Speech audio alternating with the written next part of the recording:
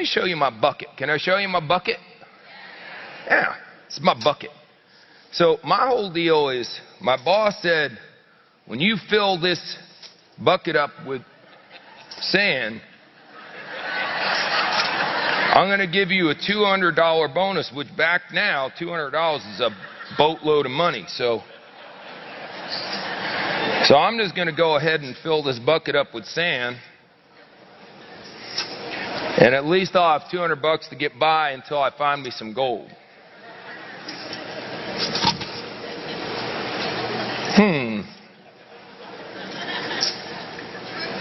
The hell?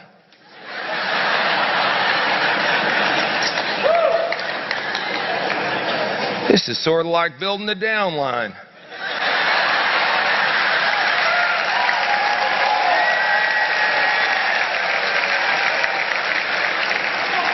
Seems like they fall out as fast as I put them in.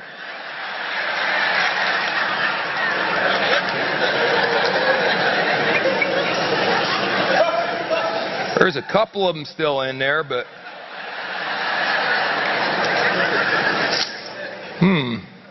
interesting. Check this out. There's a hole in the bottom of my bucket.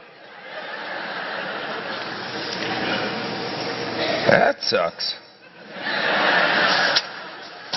Oh, wait, I think I got an analogy for you. An analogy for your business.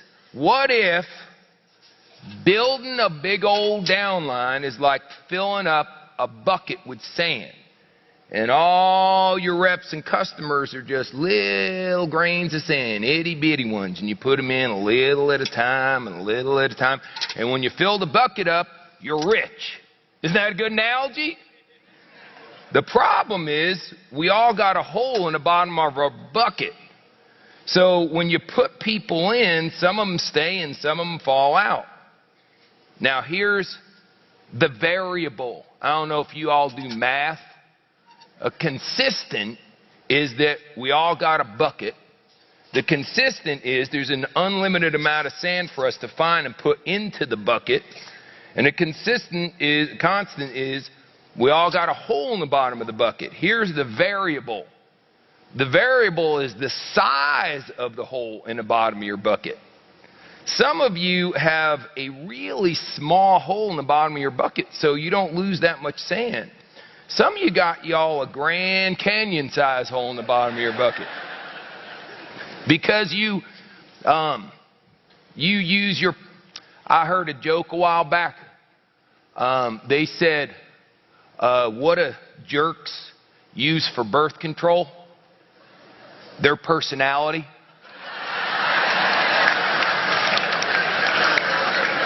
I don't mind to get too suggestive with you or nothing. I was sort of referencing sex right there. Yeah. Yep, you're not supposed to talk about God, politics, or religion when you're a public speaker. So we're working on the sex right now. We'll get to the other stuff soon. So yeah, you got a hole in the bottom of your bucket. Now, if you are not, if you're one of those folks who doesn't think you need to work on yourself, you know, what do I need to know that personality garbage for? If I'm a blue or a red, who cares? That's good. That just means you got a bigger hole in the bottom of your bucket. Everyone on your team is what we call a volunteer.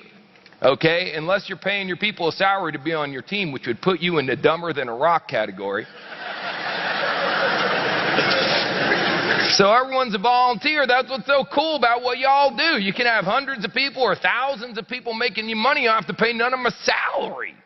Think about how brilliant that is. You got hundreds of other people digging. Every time they find a little gold, you get a piece of that gold. You ain't got no overhead to get started. Any of you don't think this is a great business, you need to pull your head out of your posterior.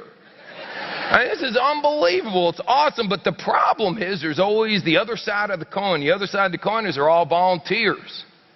Because we ain't paying them nothing. So they're volunteers.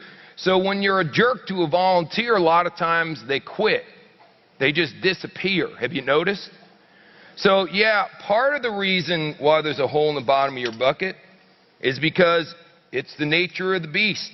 Some of the sand is just dying to get out of the bucket. They're looking for a hole, no matter how small it is. And some of the reason why the people are going through the hole in the bottom of your bucket is because you keep making the size of the hole bigger and bigger and bigger. So I recommend you make it smaller and smaller. How many think that's a good idea? Yeah, so work on yourself. 15 minutes of personal development every day. Eat every book. I almost just said eat every book. Read every book you can. You know, just do whatever you can do so you can be better. And because you got to work on your personal skills. Some of you think you're motivating people. It's one of my favorite things to do. Sometimes when I'm sitting around, I'm depressed because I can't find me no gold. I'll just sit around and watch one of y'all try to motivate your team. Interesting the way you interpret the word motivating. Some of you think motivating means screaming. Yeah, let me scream at my... If you're there, I know I'm not on a farm right now, but if we're on a farm and your cow wasn't giving you enough milk and you started screaming at it, you stupid cow! The hell are... You're worthless, you son of a stinking cow! Give me more milk, loser! Would the cow give you more milk? No, you got to be nice to the cow. Oh, cute little cow. I like you a lot, cow. I sure wish you'd give me a little more milk, though.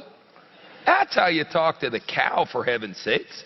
So it's the same deal. People on your group, you have to find that delicate balance between being firm enough but not too much. Some of you are over-swinging the pendulum when it comes to motivating your people. Best way to motivate your people is to lead by example. You go out and dig a whole bunch of dirt. If you want to motivate your people, if you're one of those folks sitting here right now going, man, my group ain't doing enough. This is my group. If my group will get off their butt and go to work, I recommend you go put some new people in your group. When you put new people in your group, it's funny how that works. Just think about how silly that is. You know what I mean? You just give birth to an infant, and then you go ahead and that infant gets to be 2 years old, and you give birth to another one, and then you go to your 2-year-old and start telling your 2-year-old to take care of the infant. Pretty dumb. Or you take your 2-year-old and your infant and go, all right, you guys go out and get a job. Come on, your mother and I are hungry.